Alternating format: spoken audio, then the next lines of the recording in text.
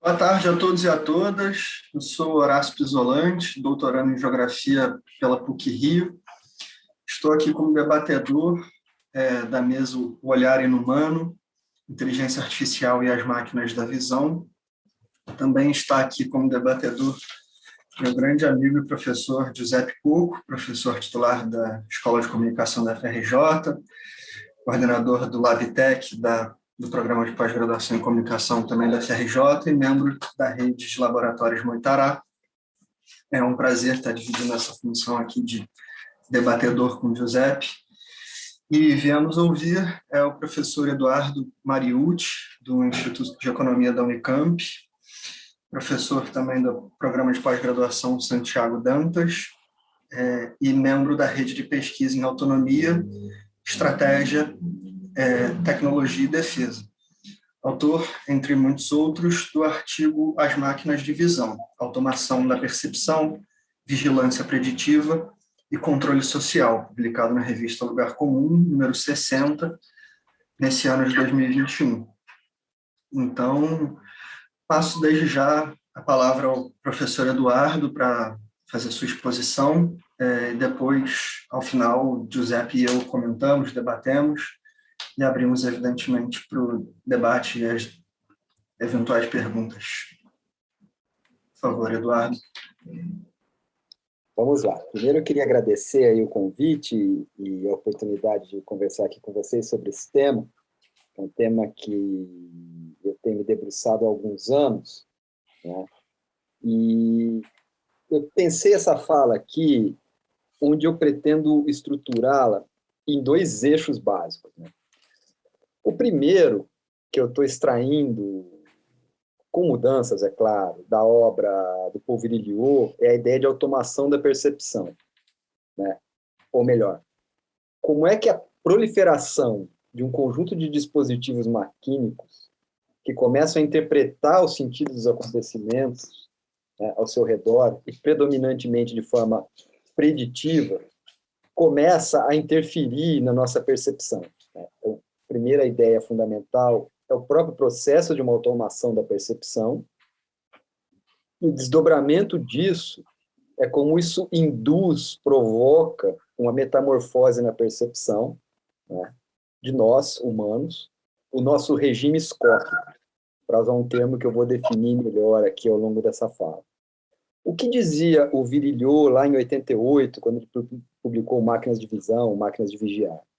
Ele disse mais ou menos o seguinte, né, que essa capacidade dos sistemas de começar a entender o seu ambiente, né, e se autonomizar e produzir interpretações sobre o real, começou a tornar relativo o ponto de vista do homem.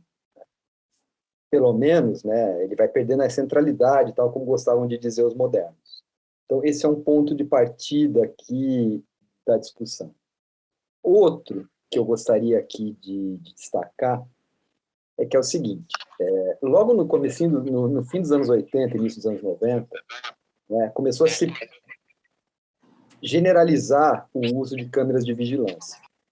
E nessa época surgiu a ideia de que, num certo sentido, a sociedade panóptica estava se reforçando. Eu acho essa ideia interessante, mas eu acho que a gente tem que perceber, e nisso o Virilio ajuda bastante, que é um pouco mais do que isso. Porque, veja, o que era a ideia do panóptico no seu sentido original? Todo mundo sabe, é aquela cadeia que tem uma coluna central, as celas ficam em volta, ela é aberta nas extremidades para que a luz atravesse, e o segredo da coisa é que os sentinelas que estavam nessa torre central podiam ver os detentos, mas os detentos nunca tinham certeza se eles estavam sendo observados, né? Ou seja, do ponto de vista de quem está sendo vigiado, a presença do observador era inverificável. Mas e o que diz o Bentham precisamente? Ele vai dizer, e eu estou sendo literal aqui, por uma simples ideia de arquitetura, ou seja, da disposição arquitetônica, os prisioneiros se sentiam vigiados, mesmo quando não houvesse nenhum vigia. E o Bentham vai insistir que, por conta disso, acaba ocorrendo uma espécie de despersonalização do poder. você livra o poder do arbítrio dos inspetores, e agora já estou começando a colocar coisas na boca do Renta, e esse dispositivo vira uma máquina anônima, num certo sentido, uma espécie de engenho de tecnologia política. O Arlindo Machado sempre insistiu nisso, cuja instrumentalidade principal é a própria arquitetura. E o que dizia o Bentham lá atrás, né? Agora voltando a ser quase literal. Esse modelo de prisão racional que ele estava propondo poderia ser expandido para qualquer instituição que tivesse como eixo a ideia de controle e de produtividade. Ou seja, a fábrica, a escola, o hospital, asilos e tudo mais. Essa coisa é bastante conhecida, principalmente por conta do Foucault. Então, tem um aspecto de continuidade nessa generalização das máquinas de vigiar. Né? Por quê? Elas foram saindo do centro de detenção, do centro de controle e invadindo o espaço público. Esse é o elemento de continuidade. Outro elemento de continuidade é que você nunca tem certeza se você está sendo vigiado. Né? Continua sendo impessoal.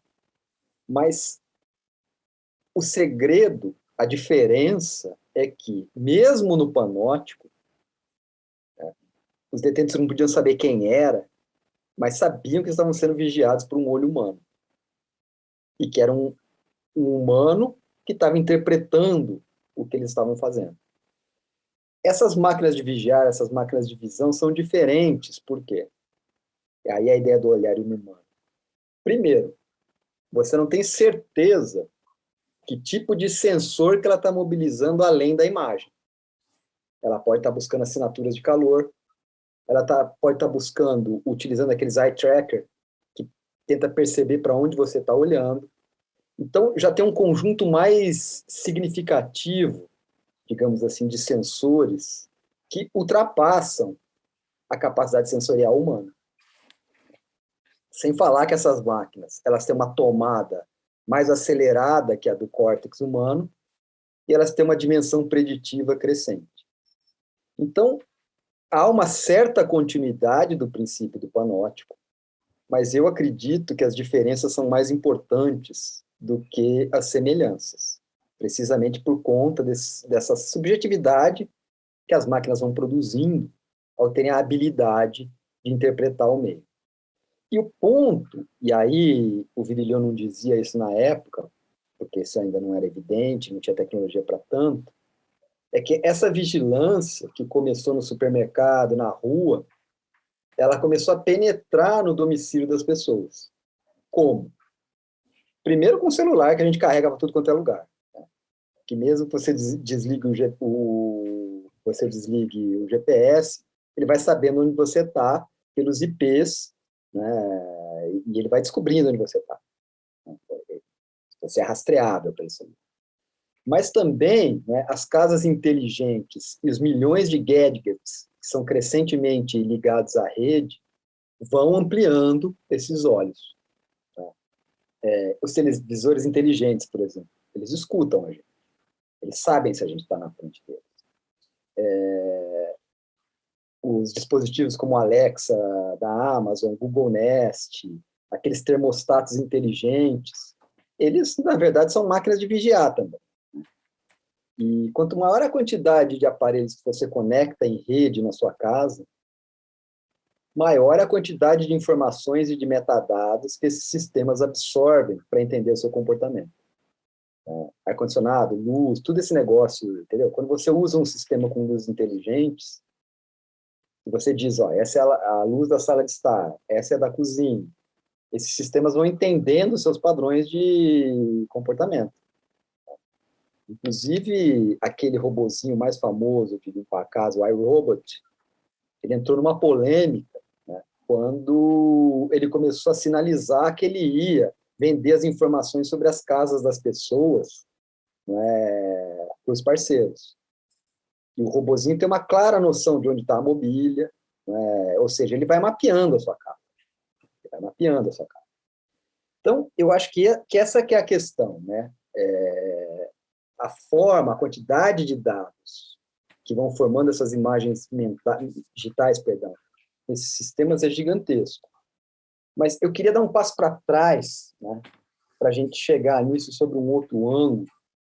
E aí eu vou usar dois autores, principalmente, e aí eu vou sair um pouquinho do registro do Virilio. Primeiro é um texto do Martin Jay, escrito nos finzinhos dos anos 80, Regimes Escópicos da Modernidade. Ele foi traduzido para o português recentemente, e eu também estou utilizando aí um discípulo do Virilio, o Antoine Bousquet, um livrinho chamado The Eye of War, O Olho da Guerra. Essa combinação eu acho interessante para a gente entender o que está acontecendo. Se a gente combinar esses dois autores, o que eles vão dizer? Num certo sentido, esse regime escópico da modernidade, ou seja, o jeito que a gente vê o real, o jeito que a gente percebe as topologias, ele tem como uma origem genealógica, é claro, a perspectiva linear, tal como ela vai aparecendo na Renascença italiana, né? Que, na prática, aqueles dispositivos que os pintores estavam usando, né, que são dispositivos para ajudá-los aqui a traduzir uma realidade tridimensional num plano de apenas duas dimensões, mas preservando as proporções, isso foi abrindo caminho para uma matematização e geometrização do campo visual. E que foi tornando possível, então, uma visão matemática, e eu estou usando o racional aqui, bem entre aspas, do campo de visão. Isso claramente foi percebido pelos militares, a importância desse movimento, e, num certo sentido, ele começa a inaugurar a ideia, ou o regime escópico moderno, de enquadrar o mundo em sistemas de perspectiva através do olho do observador e de janelas e quadros. E é interessante observar que o Galileu vai dizer, no calor dos acontecimentos, que o telescópio não é uma extensão do olhar, mas ele é uma prótese da razão. Ou seja, quando você usa um telescópio, você está utilizando um dispositivo que corrige os vícios do seu sensório para produzir uma visão mais acurada do real, uma visão matemática. Ele também insistia que o mundo foi escrito em linguagem matemática. Eu acho que essa que é, na verdade, a herança mais remota desses sistemas. Quando você pensa o mundo como um campo vetorial, né, e você aumenta a capacidade de processamento dos computadores, a coisa muda significativamente. Tem outro ponto também importante nessa discussão, é que esse regime escópico que foi nascendo da arte e da topologia, da topografia, ele vai ganhar uma concretude, ele vai ganhar, eu acho que uma dimensão adicional quando se consolida o corte cartesiano. O que em última instância está por trás do corte cartesiano? A questão não é mais separar o olhar e o mundo, né? Que é a velha questão da ontologia no início da modernidade, né? Que existe um mundo e uma representação. Eu acho que é um pouco diferente a coisa também. É um deslocamento da ontologia para a epistemologia, mas o que acontece? O que é a proposta desse corte cartesiano? Há uma cisão, um corte entre o olhar sensível, aquele que vem do sensório humano, e o olhar inteligível do espírito. E aí você vai criar próteses, como o telescópio, o binóculo, o microscópio, que vão permitir que você olhe o mundo através do espírito, pelas máquinas criadas pelos homens. Né? E outra coisa importante desse corte é que você percebe o corpo como uma máquina que é comandada pela mente. Isso está na base, por exemplo, desse pessoal meio amalucado que propõe a singularidade naquele sentido onde você seria capaz de fazer um upload da sua mente num hardware superior. Porque, num certo sentido, isso é uma coisa bastante cartesiana. O corpo é a degradação, o corpo é uma coisa decaída, a mente está aprisionada no corpo. Se você tornar possível esse salto, não é? Você se libertaria da sua dimensão corpórea. E eu acho que o que é legal no Virilio, por todos, ele tem uma série digamos, de limitações, mas ele está dentro de uma tendência de querer recuperar o corpóreo. apesar dele dizer que o real vai desaparecer e tudo mais. Mas é aí que eu acho que está a conexão. Essas máquinas de visão, essas máquinas de vigiar, na prática, o que elas fazem? Elas comandam sensores, se comunicam entre elas mesmas por imagens digitais, mas elas pressupõem um mundo matematizável e geométrico, de vetores. É esse mundo que elas veem, em múltiplas dimensões, na verdade. Essa que é a coisa. E isso vai, na verdade, se confundir com uma outra ponta dessa coisa genealógica, que é uma espécie de transformação nos dispositivos de registro da imagem. E aqui eu gosto de me apoiar no Walter Benjamin, que eu acho que ele é uma via interessante para a gente entrar nessa discussão. O que diz o Benjamin em vários pontos, mas especialmente na obra de arte na era da reprodutibilidade técnica, o texto com certeza mais conhecido. A primeira tentativa de você transferir automaticamente as imagens para um suporte, né, foi a fotografia. E a fotografia guarda uma relação com a câmera obscura, aqueles experimentos que vinham lá de trás da perspectiva linear. E o que diz o Benjamin? O fotógrafo, quando ele está operando uma câmera, né, ele liberta o olho, porque a mão só funciona para você apertar o disparador do obturador para registrar a imagem. Então, é um processo de automatização das imagens. E, como insistindo ainda na linha proposta pelo Virilio, o cinema está contido virtualmente na fotografia. Porque, pelo menos até a década de 80 do século XX, o cinema era predominantemente um conjunto de fotografias numa velocidade mais acelerada, né, que é a nossa capacidade de apreensão, e pela persistência retinal, o cinema sempre foi uma ilusão de movimento. Aí é que vem a ruptura, que aí a gente conecta a discussão do Benjamin aos outros autores que eu estou trabalhando aqui. Quando surgem essas máquinas de enxergar, essas máquinas que interpretam o real, há um salto decisivo, por quê?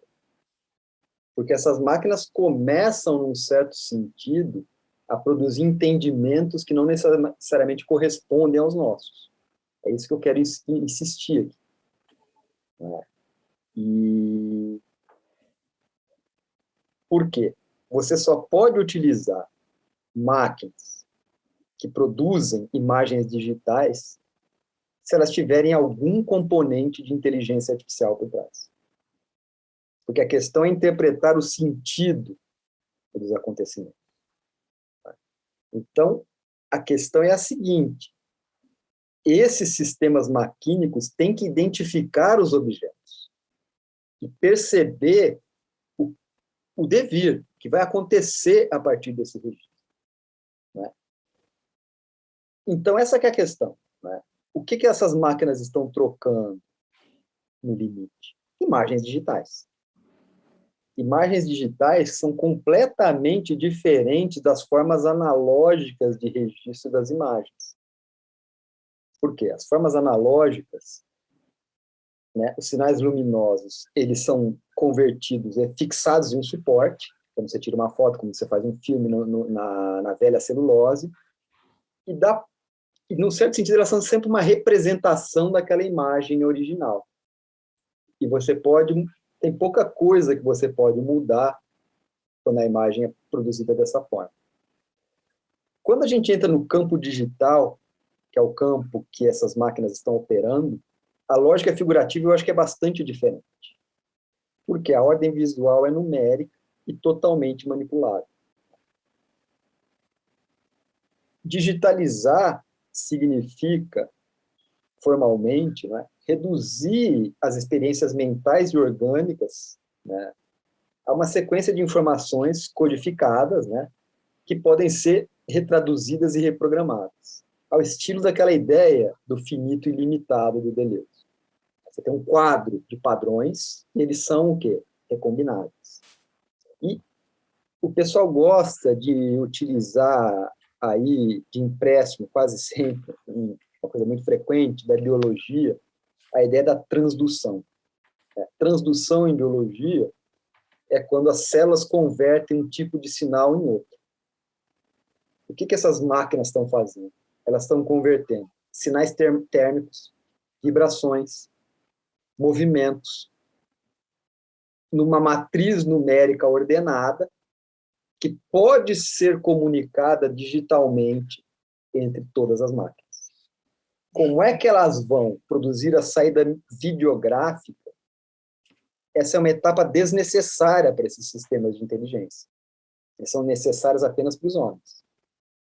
Como é que você vai produzir uma saída, se vai ser uma holografia, um som na tela do celular, na tela do computador. Isso é para quê? É para nós. Para nós termos uma noção do que está acontecendo. Mas, né, e essa é uma coisa que eu gosto muito do vídeo, o jeito que essa interpretação está ocorrendo dentro desses sistemas maquínicos, para nós, é um imaginário que a gente não consegue penetrar. Porque ele é totalmente formal, totalmente abstrato, totalmente numérico. Né? E aí é que está a questão. Né? Para isso acontecer, para essas coisas se tornarem uma realidade, foi necessário cruzar duas linhas tecnológicas que elas eram muito distintas antes, e elas foram se aproximando.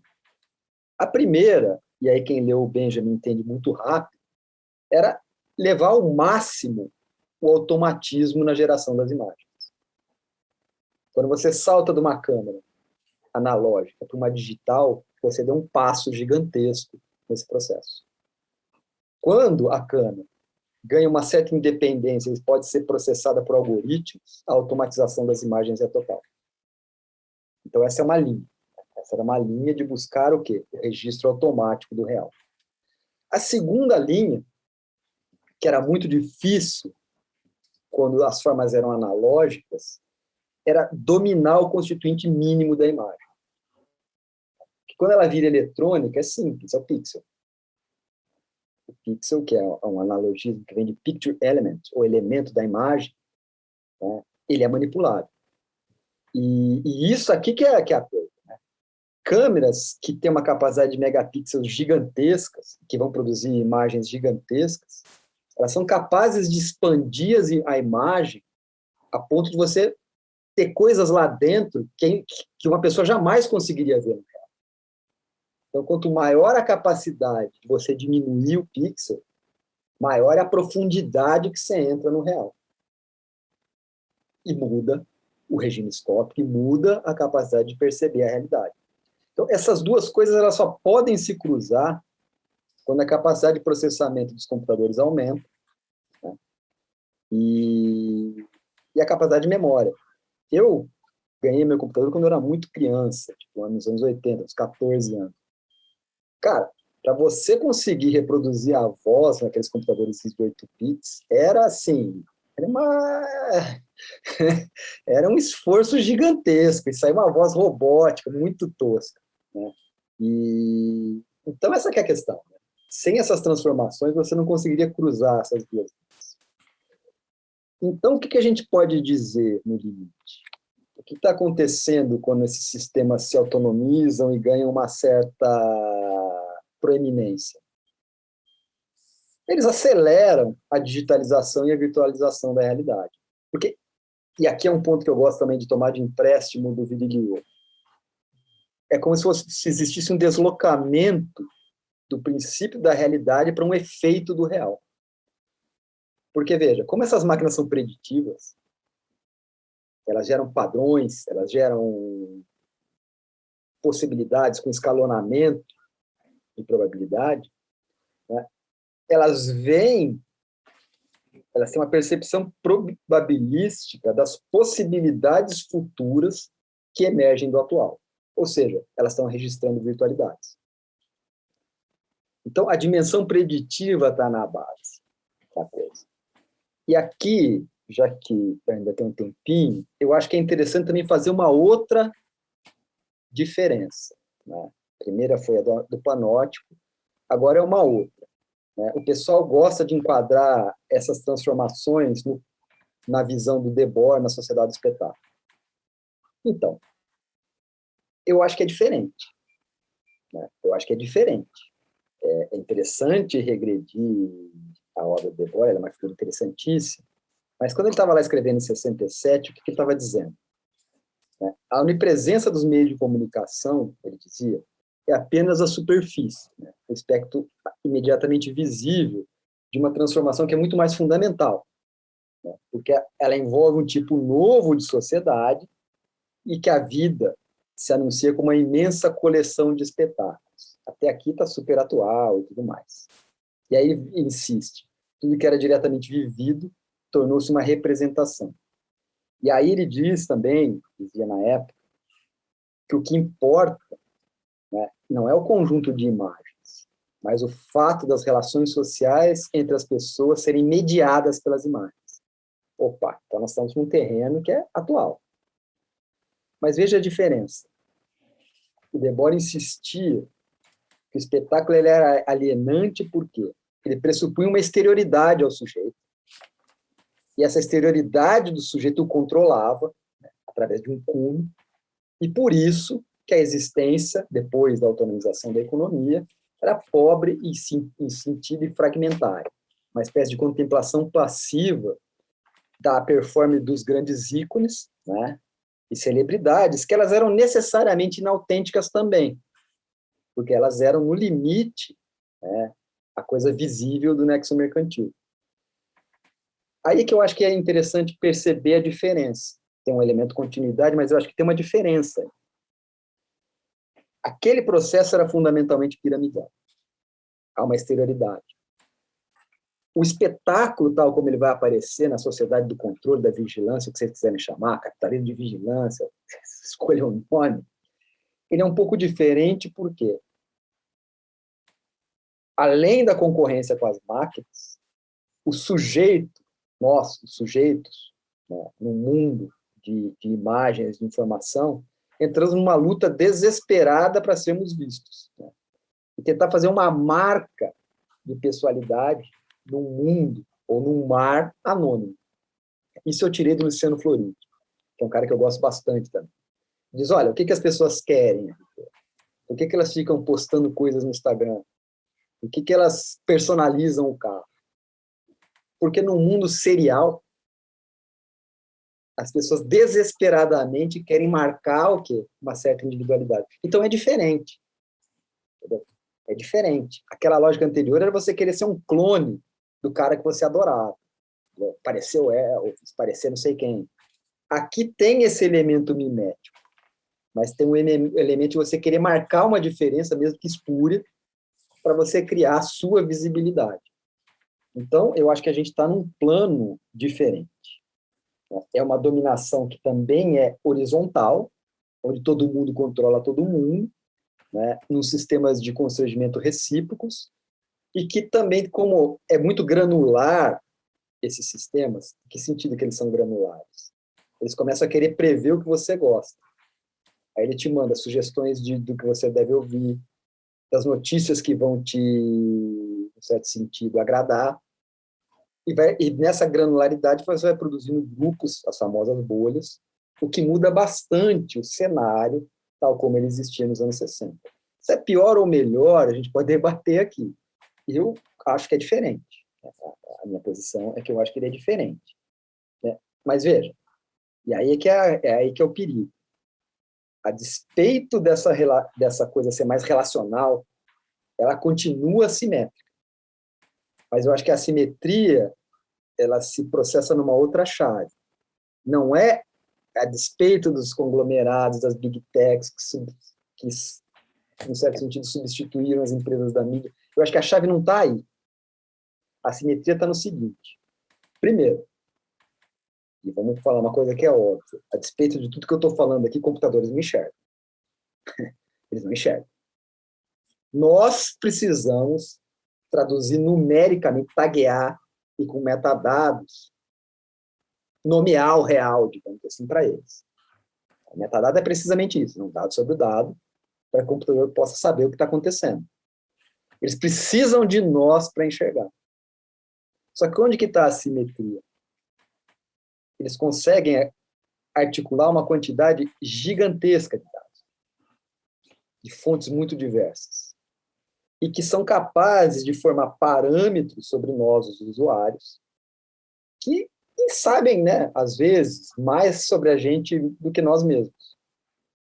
Então, aí que está a simetria. Essas máquinas são extratoras de padrões.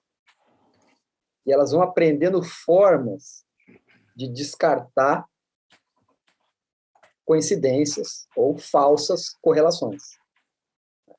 Eu acho que isso muda, entendeu? Isso muda. Por quê? Primeiro ponto, né? Esse grau de granularidade. Segundo, como esses dispositivos eles precisam de uma massa de dados gigantesca, e eles vão parametrizando o real, o que é mais desejado, o que é mais visto, vai se inflando. E o que é menos agradável vai desaparecendo. Aí é interessante puxar a coisa do Big Mill. Certos traços, certas imagens, certas vivências, certas coisas vão simplesmente sumindo. Por quê? Porque as máquinas dizem, olha, esse negócio não é relevante, ninguém quer ver isso. As pessoas querem ver um determinado padrão, uma determinada imagem. Né? E aí esse sistema vai inflando o que é cada vez mais visto e desinflando o que é indesejado. E as pessoas querem transformar o rosto para aparecer no céu. Eu acho que aí é que está, né? Isso está impactando muito o jeito que a gente vive e as nossas subjetividades. É como se estivesse existindo uma certa entropia, né, nas formas de ver, né, que esses sistemas eletrônicos estão acelerando certos padrões e fazendo com que outros desapareçam. Né? E aí é que está a questão, eu acredito. Né? Já estou encaminhando para o final. O que esses sistemas estão fazendo, e aí é uma disputa entre duas grandes, digamos assim, duas grandes origens da teoria da comunicação, a gente pode colocar como uma espécie de reedição da briga Claude Shannon e Norbert Wiener. Shannon e o Norbert Wiener, do Cybernetics, e o Claude Shannon. Porque, veja, na verdade tem uma grande briga entre a inteligência artificial, se ela é simbólica ou relacional, mas o que está em disputa, na verdade? Os algoritmos que estão vencendo são aqueles que estão entendendo a informação no sentido que o Shannon dava a informação. Ou seja, no sentido do máximo da sintaxe e nunca da semântica. A semântica é um problema que, do ponto de vista da engenharia, é secundário. Veja, quando a gente está assistindo coisas na Netflix, não interessa o tipo de filme. Eles estão entendendo, eles estão interpretando os padrões, né, que estão por detrás do enredo, que prendem a nossa atenção. Por isso que eles podem sugerir coisas que, a princípio, não tem nada a ver, do ponto de vista da semântica. Mas tem a ver do ponto de vista do quê? Dos padrões de bits que são subjacentes à formação dessas imagens. É isso que essas coisas estão fazendo. Né? E, nesse sentido, elas vão condicionando um pouco o jeito que a gente vê. Porque a informação, do ponto de vista do Shannon, é um problema de engenharia. Como é que uma mensagem selecionada vai chegar na outra ponta, sem perdas e sem ruído? E quando esses sistemas estão rastreando o jeito que você digita, o tempo que você leva para digitar uma determinada coisa, a temperatura que você põe no seu termostato, que hora que você vai dormir, como é que você anda pela casa, ele está buscando um conjunto de padrões muito gerais, numa lógica behaviorista mesmo. Ou seja, o que é a ideia? Cara, a mente do sujeito é uma caixa preta, eu não tenho como penetrar. Mas eu tenho como perceber o quê? Os seus padrões de comportamento. E fazer testes. O cara clica no negócio ou não clica? Com uma velocidade impressionante.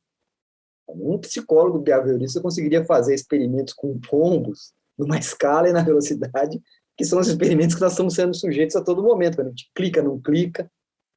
O olho, né, no supermercado, ele vê o que você está prestando atenção, o que você não está. É isso que está na base desse sistema. Agora, qual que é a outra ponta? a ponta mais simbólica, mais semântica, mais humanista. Era, curiosamente, o velho Vinha, que dizia o quê? Ele definia informação, na verdade, como? Olha, para mim, informação é um significado novo que você coloca ao estoque pré-existente de conhecimento. Por isso ele era um liberal convicto. Ele dizia o quê? Olha, se o indivíduo desaparecer, se as idiosincrasias individuais desaparecerem, nós vamos ficar num mundo entrópico, onde tudo vai ser igual. E aí ele dizia, tem duas ameaças para isso. A União Soviética, aí ele parecia aqueles filminhos mesmo de Guerra Fria, tipo que os ETs vêm, substituem a gente, fica tudo igual, mais os Estados Unidos, onde a indústria da propaganda literalmente impõe hábitos nos seus consumidores. Então, né, no fim das contas, né, isso aparece muito no uso humano dos seres humanos, nós estamos perdidos, né? Porque as duas principais referências vão destruir a individualidade e vão produzir uma entropia gigantesca. O problema da informação vai virar um problema de engenharia. Como é que eu transmito, como é que eu percebo padrões e como é que eu administro esses padrões. Então, eu acho que é um pouco por aí que eu queria propor a nossa discussão aqui, né? E fundamentalmente é isso. Também, muito obrigado, Eduardo, pela exposição. Giuseppe, você quer comentar ou eu começo? Sim, vou lá, vou nessa. Depois vou cobrar do Alexandre. Tá bem, depois eu comento brevemente também. Tá. Bom, então, gente, eu estava aqui no dépliant, como se diz, na apresentação do seminário, como uma segunda fala, que na realidade eu não vou fazer porque não preparei. Então, vou apenas tomar carona na apresentação do Eduardo, que, como sempre, é extremamente instigante, bem organizada, e faz parte, aliás, de uma interlocução da qual essa é uma das várias apresentações, discussões. Aliás, a gente pode ir pensando em como organizar um seminário só sobre isso, não sobre virilio, mas sobre a problemática da aceleração algorítmica da inteligência artificial e da cibernética, né, que é, aliás, a especialidade do Eduardo. Então, como eu disse, eu não preparei nada de organizado, então eu vou apenas pegar algumas questões colocadas pelo Eduardo e assim, usando para reagir e fazer uma série de reflexões, tá? Então não é diretamente acho que o Eduardo ele vai encontrar eventualmente depois o jeito de, não digo de responder, mas de corrigir ou de aprofundar algumas coisas, mas enfim, eu vou usar o que ele apresentou para fazer uma série de reflexões de maneira bastante confusa, a granel, para falar de granularidade. Então, a primeira questão, pior ou melhor?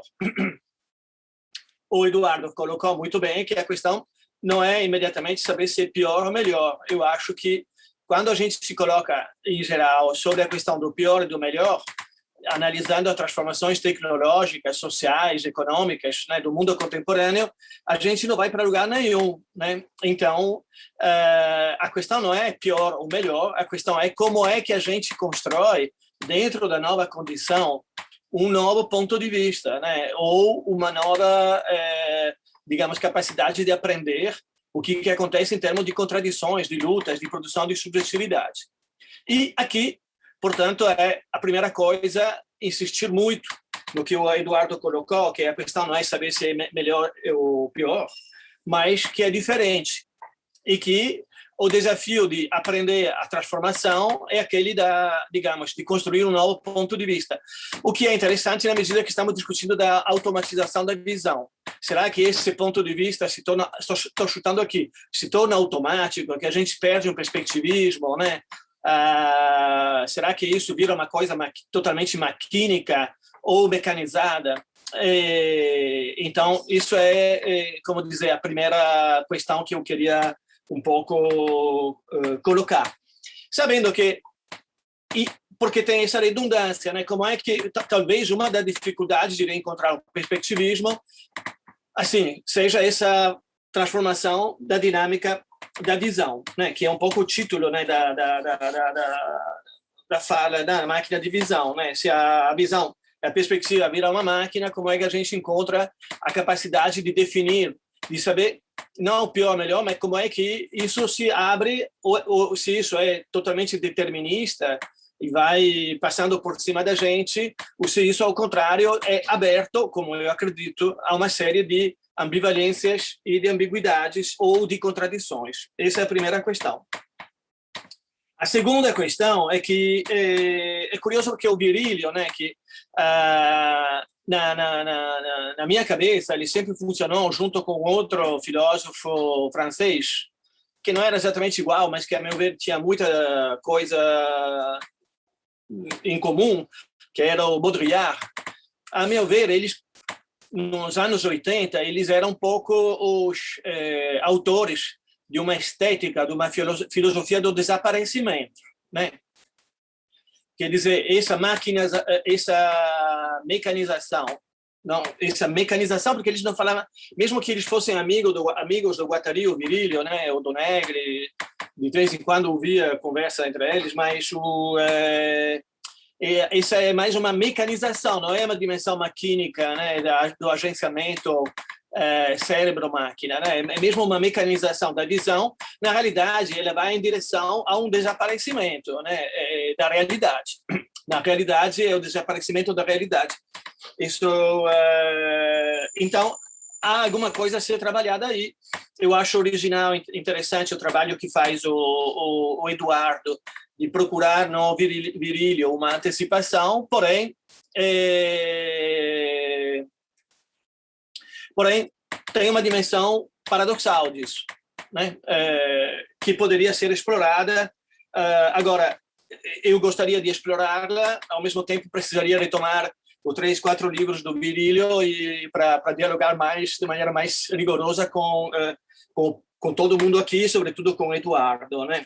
Mas não deixa de ser um paradoxo, né? Dentro dessa mecanização, exatamente há uma perda do ponto de vista, é uma visão distópica que já naquela época, para esse pessoal, implicava o fim das lutas, o fim da utopia, o fim da transformação. E 50 anos depois, é verdade, 40 anos depois, é verdade que a gente está no meio do fascismo, de uma pandemia, da catástrofe ambiental, porém, uma coisa a gente tem certeza, que a história não acabou e que as lutas tampouco, né? Aliás, embora a gente esteja sempre diante do enigma de como é que essas lutas constituintes se formam, né, em dinâmicas de transformação, né, se estabilizam, que isso continua sendo um quebra-cabeça. Acho que é o enigma da política desde que ela começou a ser pensada, né? Mas acho que esse desaparecimento não aconteceu, né? E por isso eu tenho muita resistência a usar o termo da vigilância. Porque ele leva a gente, por um lado, à armadilha do pior e do melhor. E, pelo outro, ele leva a gente a uma análise anacrônica, né, de um sistema que foi para outra coisa, que pode ser eventualmente o controle, que pode ser pior ou pode ser melhor.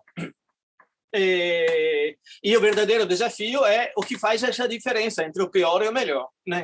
E talvez isso seja enigmático, sobretudo nesse período, porém é algo que a gente pode ir imaginando, né? Por outro lado, bom, essa coisa do Debord também. Agora, só para terminar isso com uma série de provocações, né? Como é que a gente pode trabalhar isso? Bom, em primeiro lugar, o Virilio era um pensador da estética do ponto de vista da guerra, né? Da guerra da estética, né? Então, acho que a análise da transformação do warfare, da guerra, né? Ela é um terreno importante para ver se o Virilio antecipou mesmo o que foi acontecendo, né? Por outro lado, nessa briga ou essa diferenciação entre o Wiener e o Shannon na teoria da informação, há uma série de pontes que podem ser feitas, porque na física quântica, eu não digamos, eu apenas eu li alguma coisa de divulgação, tá? Então não vou fazer aqui o físico, né?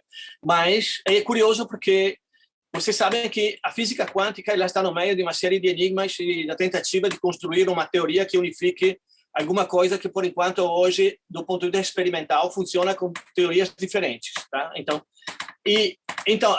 existem alguns físicos teóricos, em particular um que se chama Rovelli, que é um grande divulgador, né? Que, se vocês querem entender um pouco o que aconteceu na física do século 20 e 21, vale a pena ler. E todo mundo pode entender, qualquer leigo, que nem eu. Né? E aí, a questão da matematização e a questão da informação, elas estão em toda uma outra perspectiva, inclusive com relação à noção de realidade. E aí lá há um terreno para a gente aprofundar, porque a mecânica quântica ela coloca bem em xeque, né, a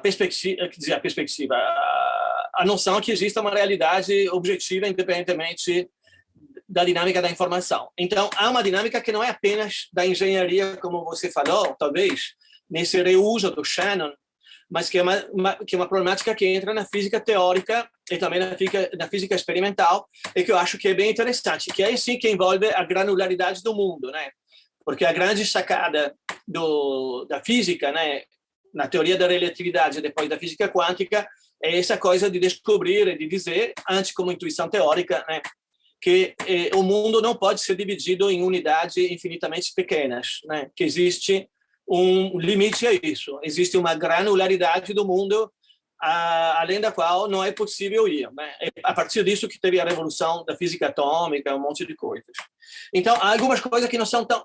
Do mesmo jeito, sempre voltando para essas brigas dentro, digamos, da cibernética e da informática, a outra grande briga é aquela entre o Wiener e o McCulloch, né? O McCulloch, depende de McCulloch, que era aquele fisiologista que pensou pela primeira vez a rede de neurais, né? E é interessante retomar isso porque eu acho que o Virilio ele está mais do lado da cibernética, né? Dos impactos do feedback, dessas projeções sobre os estudos que o Wiener fez para a aviação americana, a artilharia americana antiaérea, né? Do que do lado do que está hoje funcionando do ponto de vista da aceleração algorítmica, que é esse lado das redes de aprendizagem profunda. Né? Então, há algumas coisas por aí que ainda ficam em aberto, por isso que seria bem interessante retomar toda, digamos, a história digamos, da ciência cognitiva, né, do início, né, entre a cibernética, as redes neurais, etc., os neuronais, etc., etc. E depois eu queria terminar com duas, para não falar demais, com duas provocações. Né? As imagens hoje são numéricas, digitais, que significa números. Então, e na medida que elas viram números, né, elas viram a mesma coisa que o som, a mesma coisa que algo escrito, né? Isso aqui é o digital. Por isso que aquela antecipação do Benjamin, não, ela foi amplificada. O Benjamin, a meu ver, que é o grande antecipador de tudo, né? Porque essa reprodutibilidade ela se tornou geral. E é claro que isso pode ser sistematicamente manipulado. Porém, nessa manipulação, na passagem do digital, quer dizer, numérico, para o analógico, quer dizer, o simbólico, a representação, aonde a gente tem a ilusão a gente pode dizer, será que a ilusão da materialidade não está no analógico, ao passo que o numérico nos leva diretamente para essa noção de uma realidade que sem a sua produção não existe, do ponto de vista inclusive da física teórica. Um chute aí, aqui, com a coragem de fazer na frente de 28 pessoas. E ao mesmo tempo, sempre houve manipulação. E aí eu faço dois exemplos. Né? A fotografia analógica não impediu ao Stalin de ir recortando nas fotos dele todas as pessoas que tinham ido para o pelotão de execução. Né? E aí a gente vê a evolução. E quantas fotos a gente tem agora em casa, né? Que gostaria de colocar no Facebook, mas teria que pegar o Photoshop para tirar alguma pessoa que você não gosta mais, né? E que nem o Stalin fazia, né? Então, a manipulação da foto, né? Ela pode ser analógica, ela pode ser digital. E outro lado da foto digital, você sabe que como se chama, a máquina fotográfica digital, ela funciona pelo avesso com relação à máquina digital, a máquina analógica, né? A máquina analógica, ela faz a foto quando você clica. Ao passo que a máquina numérica, ela está continuamente fazendo fotos. E quando você clica, ela dá um corte numa sequência infinita. Por isso que, por exemplo, no iPhone, ele te faz esse efeito, você tira uma foto e ao mesmo tempo te dá esse movimento. Porque, na realidade, você clica e você corta uma série que é contínua, né? O algoritmo, ele fica continuamente, né, mobilizando. Você, na realidade, mobiliza os algoritmos para transformar toda aquela sequência de números que são continuamente captados pelos sensores da máquina em uma foto para você, né? Agora, a gente pode fazer a comparação entre Stalin e George Floyd. Quer dizer, um dos maiores movimentos antiracistas que mudaram a história dos Estados Unidos, embora não de maneira definitiva, porém, de maneira pesada, na medida que sem um movimento que seguiu o assassinato de George Floyd, não teria sido, eventualmente, a eleição do Trump, com os impactos positivos, não teria tido a derrota do Trump, lapsus, e com os impactos positivos para a gente aqui, né? A vitória do Biden, independentemente da dificuldade que ele passa agora, para a gente é uma super boa notícia. Agora, e ao mesmo tempo, a gente deve aquele movimento, em boa parte, né, às imagens numéricas, digitais, né? A essa multiplicação generalizada de uma vigilância, como é chamada, que na realidade é uma exposição, como Horácio bem leu no livro do Arcura, que é ambivalente, né? Que por um lado ela pode ser vigilância, como na China já está funcionando, reconhecimento facial, carteira de identidade a pontos, né? Que carteira de cidadania a pontos, como na China estão experimentando em algumas cidades, ou ela pode ser essa multiplicação, essa capacidade. Você vê a correlação que tem, por exemplo, já em São Paulo, de ter colocado uma câmera digital no uniforme do PM, já diminuiu o nível de violência das intervenções da PM. Então, como tudo, você tem a questão é qual é o ponto de vista e o desafio diante, eventualmente, do desaparecimento do ponto de vista. Então, a provocação feita pelo... E a outra coisa é o Afeganistão, né? A gente assistiu à saída caótica do maior exército do mundo, né, da história, de um pequeno país derrotado por uma forma de organização que é ao mesmo tempo arcaica e pós-moderna, né, que é o Talibã e as outras formas de guerrilha. Aliás, isso mostrando também que quando você vê a crítica, uma das mudanças que se identificará essa crítica é estúpido, né? É como, não sei, você pega na Itália, hoje teve manifestações de esquerda do sindicato de base contra o passe sanitário e a vacina, e sábado teve as mesmas manifestações fascistas, inclusive com a invasão da sede central da CUT italiana, que chama CGIL, né? E aí você tem teóricos como Agamben, né, neo-debordianos, né? Agamben adora Debord, né, que acabam podendo sendo utilizados nas duas manifestações, né? Isso para mostrar como é que a coisa é confusa na manifestação fascista ou na manifestação esquerdista. Então, isso para dizer que aí precisamos mesmo continuar com esse tipo de debate, de falas, de trabalhos que o Eduardo sempre faz e apresenta, e aí procurar por uma nova perspectiva, um novo perspectivismo.